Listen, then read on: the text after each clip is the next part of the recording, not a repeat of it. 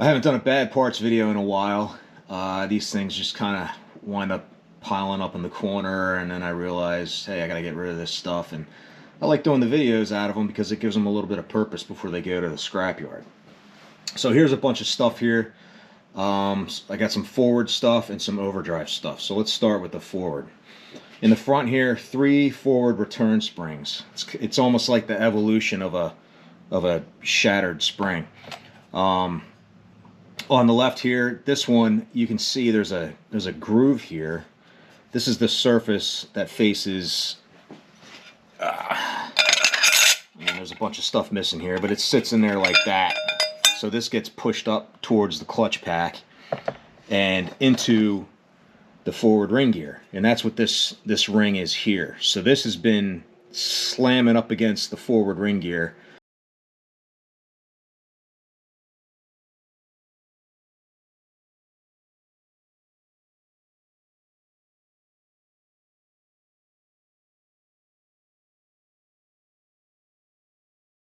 So let's take a look at these cracked ones. So this one here is cracked in one spot. This is how it starts. This is how it ends up. Sure, that can happen with fatigue cycles, but really there's something more going on in here. There's probably an overheating situation. Like here's a completely destroyed forward section. What happens is when these clutch packs start going, they burn up. I got most of them off of here, but this one's stuck. So what happens is all the material burns up. The friction warps. It gets stuck on the ring gear because it starts warping, and then that holds the whole clutch pack together. So it keeps this whole section locked. So in this situation, you would probably crawl forward when you were in neutral because the forward drum would be locked with this. Other things that can crack this, really dumb things like neutral drops. When you're neutral dropping, that's not a demonstration of horsepower. It takes hardly any horsepower to break the tires loose, rear tires loose on a pickup truck. What it's doing is you're basically hitting your forward drum with a sledgehammer. That's basically what you're doing.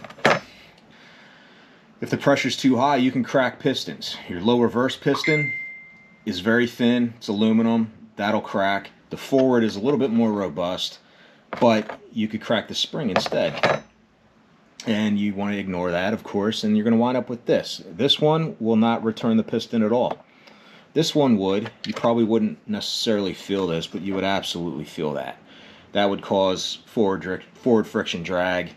Like I said, you could demonstrate that. It would probably crawl forward in neutral, and then it just gets worse. So this here's a case of like an overheated forward pack. Something broke off, got kicked up into the planetary here, cracked the ring gear, destroyed the planetary carrier, destroyed all the planet gears, the sun gears. It's all stuck together. This was from a V10 truck. I don't know what he was doing, but he wound up with this as a result. So let's get rid of all that out of the way. Now this is interesting. So what this is a forward drum where the splines are just starting to break loose. And this is really rare to find. Usually you just find them broken, and there's a pile back here. I don't know if you can see it, but there's like 4 or 5 of them there that are all stripped out. This one, I think maybe you can see that. Where the arrows are pointing, you can see that the splines just kind of taper to the ID of the unsplined area. So they've already chipped away and they've broken. So what happens, why that's happening, your intermediate shaft engages like this. Your intermediate shaft is hardened steel. The drum is just a soft casting.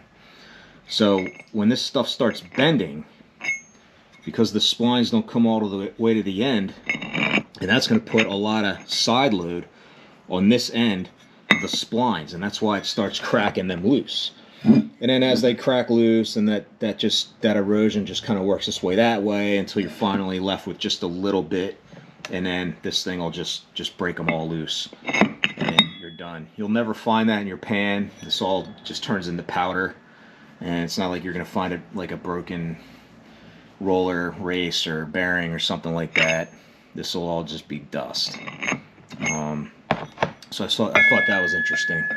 Don't find too many of these that are at this point. I mean, this guy probably had just a couple miles left to go before this broke, because I imagine it happens really quickly. So let's see. And so let's do some overdrive stuff. So here we got some stuff from a truck that the overdrive piston snap ring popped out, the factory style that doesn't spiral. Well, when that happens, a couple things happen. Sometimes it pops out and that's it. It just sits there, doesn't really move. You get intermittent overdrive or whatever the case may be, but no actual damage. Other times, that snap ring will break and it'll wind up wrapping itself around the coast drum. So this coast drum, this was going on a long time. That snap ring it's hardened. It's Bruce spring steel. It's much harder than this. It cuts right into it. I have another PTO drum that's cut all the way through. This one's cut into the pressure plate. So that pressure plate is stuck. I can't get this apart. This was basically machined into the coast drum. So that's all stuck together. Another thing that happened with this guy is something broke, probably the one-way roller, and it got kicked up into the planetary, and that's when you wind up with jammed planet gears, and they just spin around and they just destroy the sun gear. So that's how that all got destroyed. Now that was a separate truck from this. This is another one where something kicked up and got stuck in the overdrive planetary, and you can see this ring gear is completely shot. The one-way roller is vaporized. It's probably all stuck in here. This is all melted and rehardened burnt plastic around here. That's usually where the rollers wind up. And the planetary sort of becomes one with the sun gear, which is that sun gear. When these gears strip out, they cut like a bevel into it, and then they just hold it on. So this can't be taken apart either. The center shaft, this is the center shaft from this one. There's probably, other than being burnt and discolored, I just chuck them because I don't take the risk. Now, the overdrive cylinders. So when that snap ring pops off, the return spring is now free to just bounce around and wobble. Well, again, that's harder spring steel. That's going to spin around on this aluminum. And if you look at this snap ring groove here, it's like twice as wide as it normally is. So that spring, let me get one.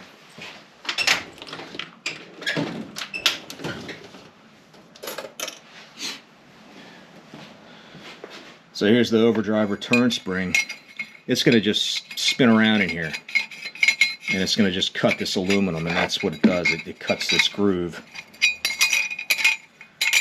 wider like it did here. In the case of this one, it actually cut a second groove, which looks perfect. I mean, I probably couldn't even machine that. That looks so good. It's perfectly spaced, and it's literally what this did. It got stuck out here, and it just dragged around it, spun around, rattled, and just cut a whole nother groove in it. So that's what happens when the overdrive snap ring goes. I go through, I get, we're talking about eating parts. I eat a lot of coast drums. I eat a lot of forward drums. So there you have it. I think this is Bad Parts 3. It's probably going to be a while before I do another one. I'm in my really busy season here. So I probably won't get another one of these done till the fall, unless something really interesting comes up. If something really interesting comes up, I will make a video out of it.